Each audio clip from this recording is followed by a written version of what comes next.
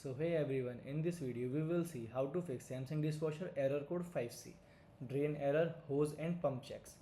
So fix 1 is perform a hard reset. Power cycle the dishwasher by unplugging it or turning off the circuit breaker.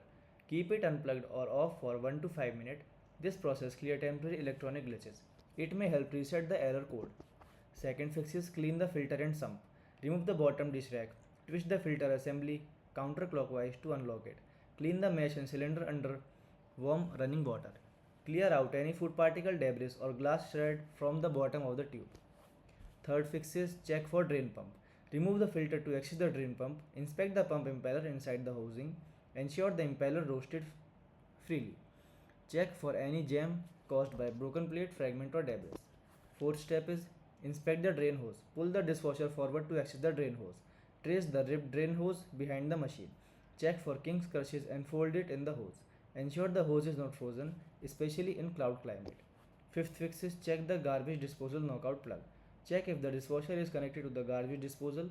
Verify if the knockout plug inside the disposal inlet is still in place.